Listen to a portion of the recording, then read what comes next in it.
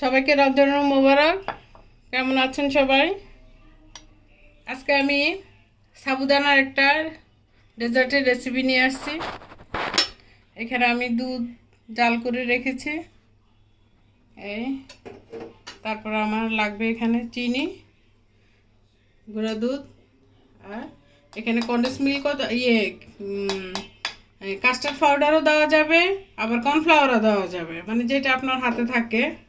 তা আমার হাতে কর্নফ্লাওয়ার আছে, তা আমার এটা পছন্দ, কাস্টার্ড পাউডার, এটা আমি দিব। তো এখানে আমি একটু নিয়ে নিই, এটা একটু ঘন করার জন্য। বেশি দিব না, হ্যাঁ আর লাগবে না।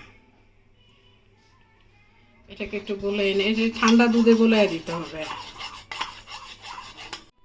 এটা আমার গলানো শেষ, এখন আমি দুধে দিয়ে দেবো। এটা চুলা ধরানোর আগেই দিবেন, সব কিছু দেওয়ার পরে তারপর চুলা ধরাবে, নাহলে এগুলো তলায় লেগে যায়। তারপর চিনি দিয়ে দিচ্ছি স্বাদ মতো।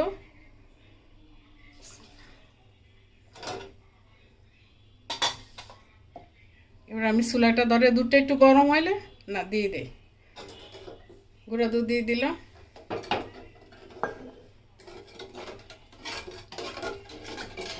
চুলা ধরানোর আগেই দিলে তাহলে আর হবে না, দলা ধরবে না। আপুরা, আমি চুলা ধরেই দিয়েছি। এটা ঘন ঘন নাড়তে হবে, নাহলে ওই যে তলায় লেগে যাবে। কর্নফ্লাওয়ার, কাস্টার্ড পাউডার এগুলো তলায় খুব তাড়াতাড়ি লেগে যায়। হয়ে গেছে, বেশি ঘন করা যাবে না, এটা ঠান্ডা হইলে আরও ঘন হবে। আমি চুলাটা এখনই অফ করে দেব। অফ করে ঠান্ডা হইলে ফ্যানের নিচে দিয়ে ঠান্ডা করে তারপর আসতেছে।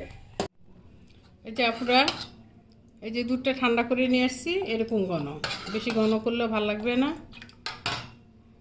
আর এখানে সাবুদানাটা আমি আগেই করে রেখেছি। এটাকে আপনারা যারা জানেন না তাদের জন্য বলি আর কি, মানে একটু ধোয়া দিয়ে একদম উতরানো গরম পানিতে সাবুদানাটা যতটুকু লাগবে আপনার দিয়ে দিবেন। দেওয়ার পরে যখন এই সাদা ভাবটা চলে যাবে, এরকম সিদ্ধ হয়ে যাবে, তখন এটা একটা ছাঁকনিতে ঠান্ডা পানি দিয়ে ধুয়ে ফেলবেন। তা আমি এটাকে কী করছি, আগে একটু করে রেখেছি এই আর কি।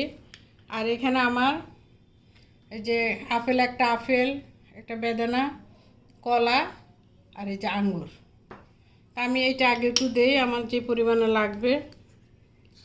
এটা এখন তলা ধরে গেছে, এটা করতে অনেক কষ্ট হবে এখন।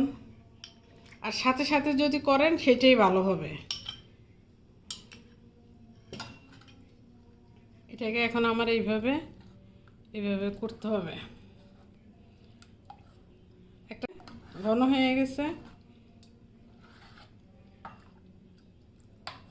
এই সাবুদানা এই পরিমাণে আমি দিব, আর দিব না, বেশি দিলে ঘন হয়ে যাবে বেশি। এখন আমি এটাতে নিব, এটাতে মিশাবো।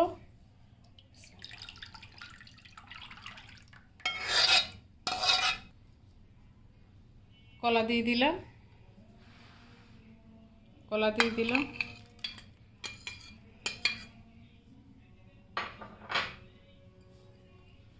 আপেল দিয়ে দিলাম, আঙ্গুর দিয়ে দিলাম।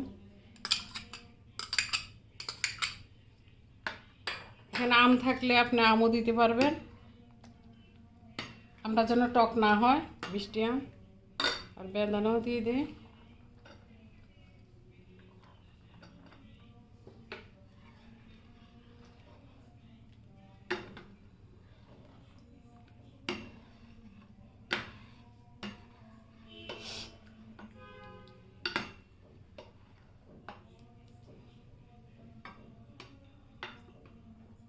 গ্লাসে খেতে পারেন, বাটিতে খেতে পারেন।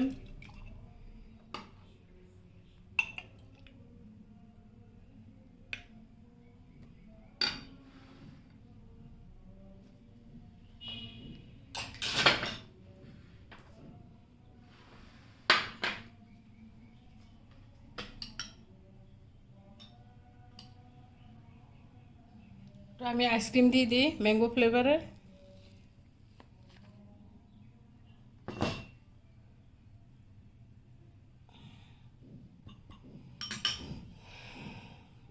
এই যে হয়ে গেল আমার ফালুদা, ফ্রুটস ফালুদা।